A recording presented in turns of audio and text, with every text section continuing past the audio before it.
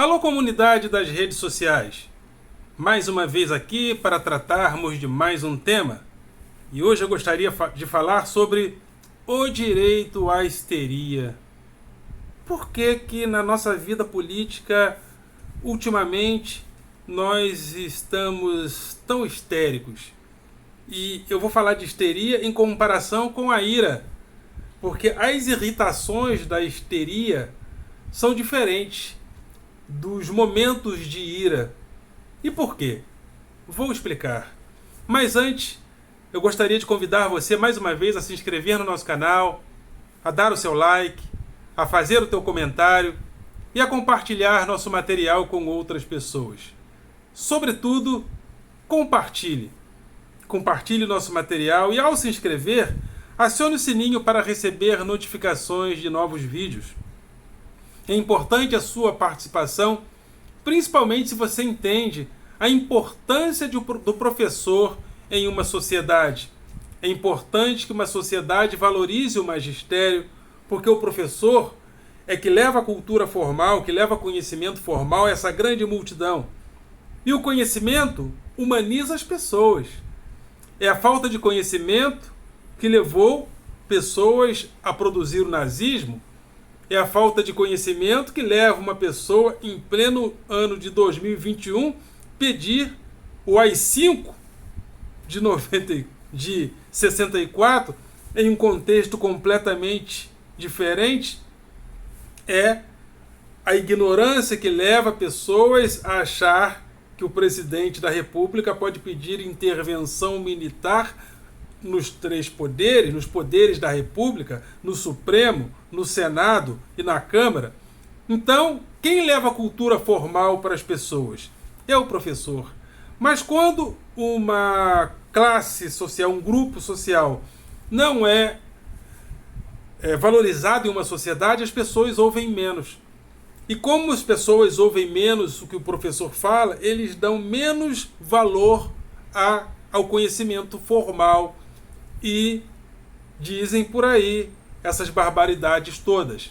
Então é importante valorizar o professor para que nós tenhamos uma sociedade sempre bem humanizada, porque pontos de desumanização têm ocorrido na consciência das pessoas por aí. É só caminhar pelas redes sociais, grupos de WhatsApp e etc.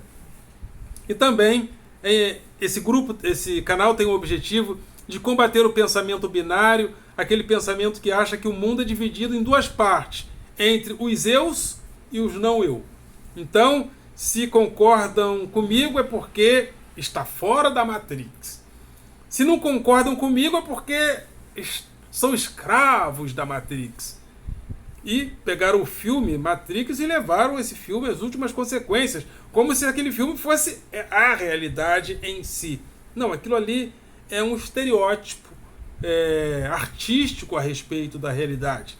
Claro que existem pontos de dominação, como o sistema capitalista, por exemplo, mas precisamos compreender as diferenças entre a realidade e os estereótipos da arte, falando sobre a realidade, de forma criativa, é claro. Então, é isso aí. Tem também o meu grupo de Facebook, Filosofia com Eldon Rosa Masson, e o meu blog através do endereço rosamasson.blogspot.com. Rosa Masson sempre com 2 S's e tudo junto. Então vamos ao tema de hoje. O direito à histeria. Existem alguns direitos que são implícitos, né? A Constituição não diz você tem direito à histeria, você tem direito à ira. Mas a ira e a histeria fazem parte dos caminhos da liberdade. Mas há diferenças entre ambas. A ira se manifesta de uma maneira e a histeria se manifesta de uma outra maneira. Mas não há nenhuma lei que diz que você vai ser criminalizado pela ira ou criminalizado pela histeria. Vamos nos aprofundar mais no que é ou no que seria a histeria. Simone de Beauvoir no seu livro Mulher, o Segundo Sexo, ela fala que a mulher, o mito feminino, ele é considerado um mito não essencial, porque o essencial estaria no homem, ou seja, no mito masculino, no mito da masculinidade. E dentro desse contexto, uma vez eu assisti num programa chamado Filosofia Pop, e uma das participantes do programa falou que essa ideia de que o mito feminino não é essencial gera também o imaginário da mulher histérica. E por que a mulher se torna histérica, segundo essas colocações? Porque ela não conseguiria alcançar a essencialidade do mito masculino. Então, ao não conseguir, ela se irrita. Então, há uma irritação histérica. E a irritação da histeria é aquela irritação onde a pessoa não tem plena consciência do objeto a ser combatido.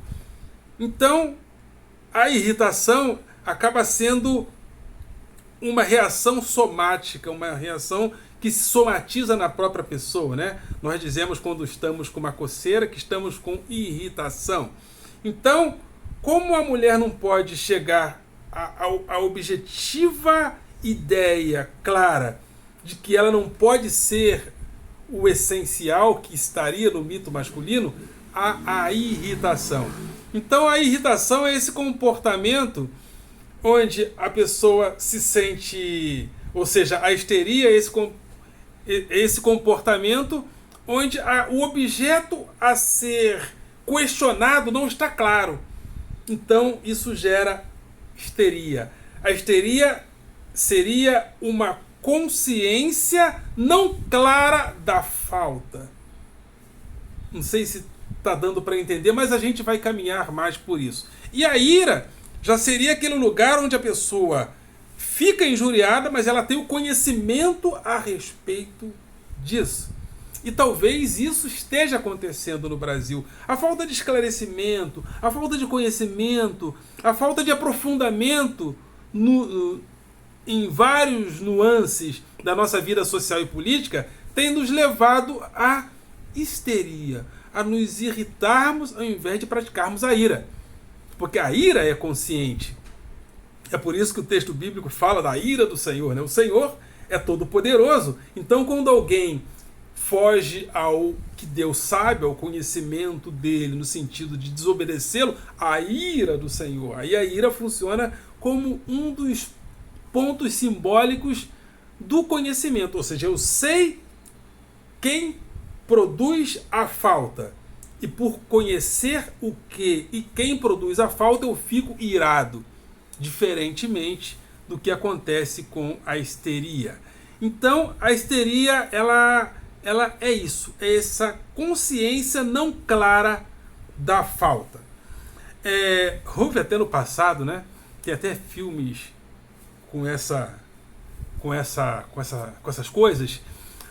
Quando dizem, né, alguns especialistas, que quando inventaram o famoso vibrador, é porque algumas mulheres, por repressão sexual, acabavam não chegando aos prazeres do orgasmo. Então, o vibrador foi inventado para gerar uma liberação, né?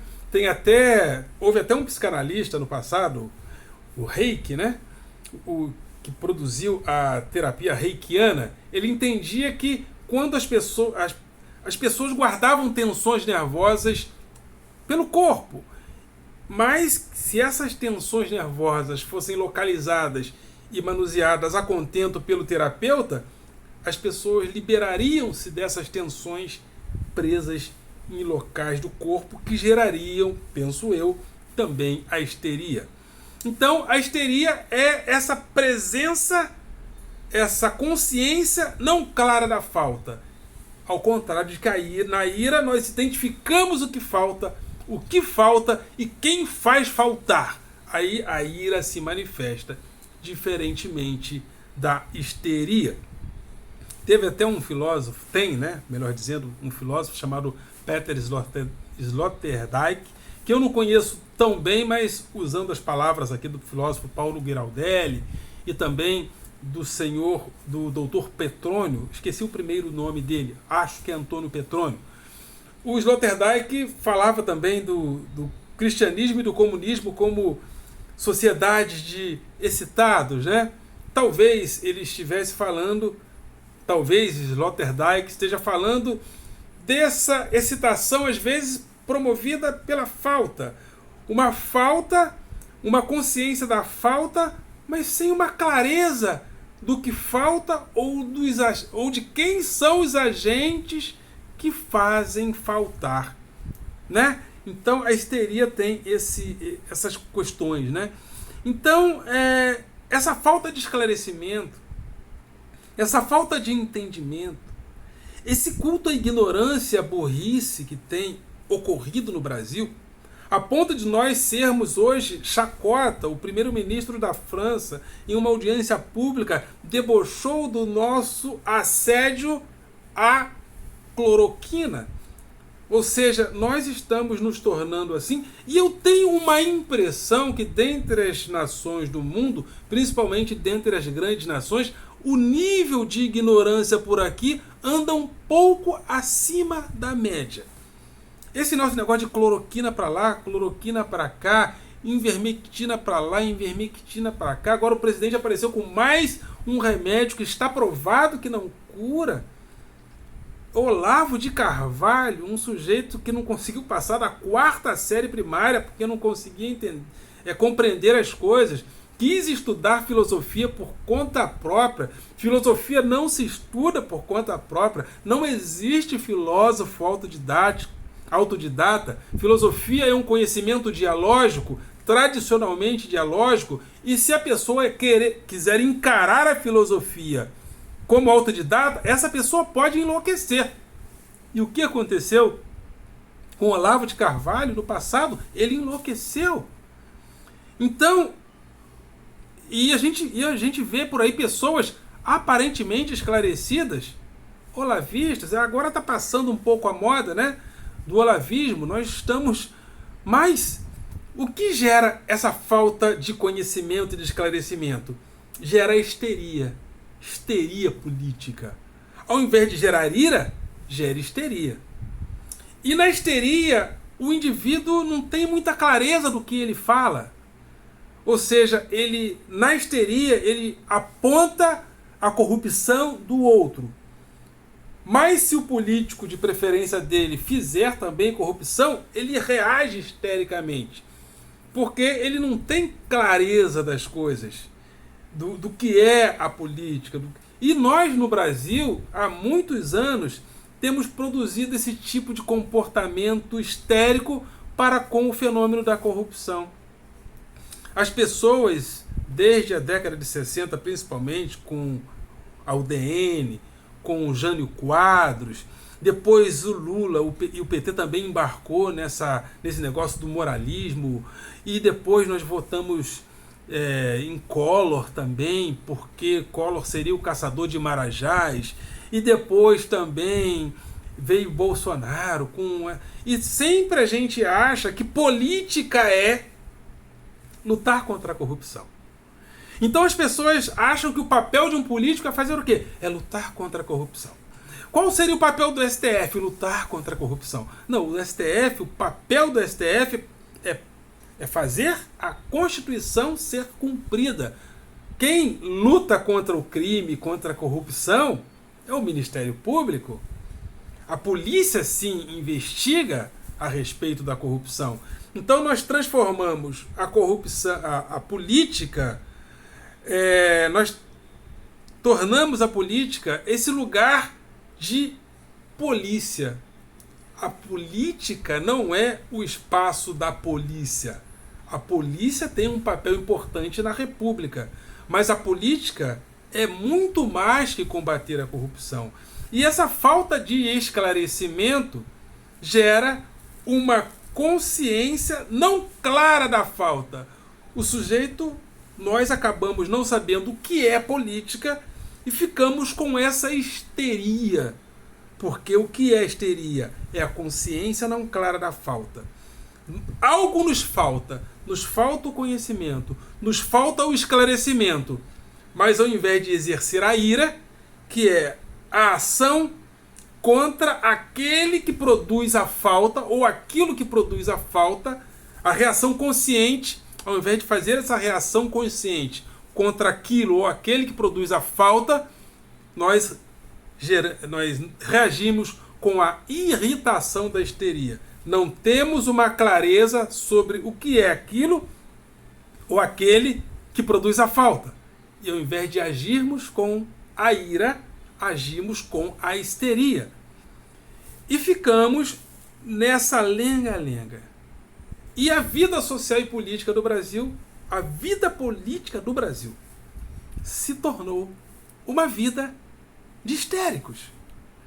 E nós estamos por aí, produzindo essa histeria e reproduzindo essa histeria. E essa histeria fez o quê? Produziu o quê? Produziu um histérico que é presidente da República do Brasil, República Federativa do Brasil. O que fez Bolsonaro a vida toda? Promover espetáculos de histeria. Uma vez eu vi uma entrevista dele com o Marco Antônio Vilas. E o Marco Antônio Vilas começou a fazer perguntas para ele sobre questões políticas, questões da República, questões técnicas. Eu entrei num grupo de WhatsApp e falei o seguinte no grupo: se você vê essa entrevista e votar no Bolsonaro, você é um irresponsável. Principalmente se você tem filhos. Porque não é para me gabar. Eu sabia que nós chegaríamos a essa situação. Eu não sabia, logicamente, que nós iríamos tão longe assim, porque eu não contava com a pandemia. Só que a pandemia agravou algo que já estava acontecendo, que já estava ocorrendo. Bolsonaro é um histérico. Ele não tem clareza, a gente percebe que ele não tem clareza do que é uma república. Ele disse que o filho dele deveria ser, sim, embaixador nos Estados Unidos, porque a família dele é amiga do Trump. Os filhos dele seriam amigos dos filhos do Trump. Só que numa república, a relação entre países é uma relação entre estados e não uma relação familiar. Falta de conhecimento, de esclarecimento do que é a república, do que é a relação entre estados. Essa reação agora dele de vamos combater também os governadores. Já que a CPI vai investigar o governo, vamos investigar os estados. Está no Estatuto Interno do Senado, que é quem investiga ministro do Supremo, que o Senado não deve investigar estados em uma CPI, não deve investigar os outros poderes. Uma CPI ela tem que ser formada com 1/3, prazo determinado e com fatos objetivos que justifiquem essa CPI. E ela começou através de fatos muito objetivos a respeito do combate à pandemia na região da Amazônia, seja lá em Manaus, por ali, pelo norte do Brasil. Então, mas por falta de conhecimento e esclarecimento, o que Jair Bolsonaro produz? Histeria, histeria, histeria, histeria. Ou seja, não é reação por ira, é reação por histeria. E uma das características da histeria é que ela procura sempre um outro histérico, né? Há sempre aquele movimento em bando, em grupo. Aí quando acontece alguma coisa estranha que eles têm que ficar quietos, todo mundo fica mais ou menos quieto. Aí quando acontece alguma coisa que aparentemente é favorável a ele, aí volta todo mundo a produzir histeria.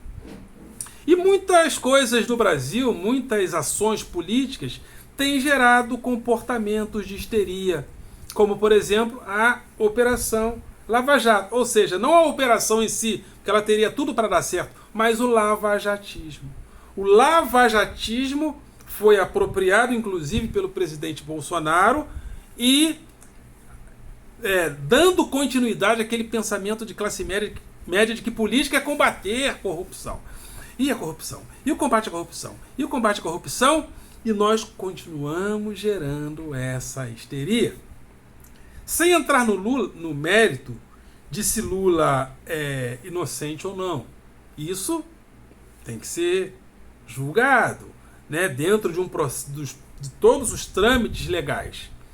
Mas eu penso, e a proposta que eu faço, é que a gente glamorize o conhecimento, volte ao conhecimento, para que a gente, ao invés de produzir histeria, que a gente possa produzir iras objetivas contra aquilo e aqueles que fazem as coisas faltar para nós. Por isso é que o tema deste vídeo é o direito à histeria. Mas o tema do vídeo é o direito à histeria. Mas eu gostaria que esse vídeo ajudasse a gente agora a promover não o direito à histeria apenas, mas principalmente o direito à ira. Ok, galera? Vocês são do coração.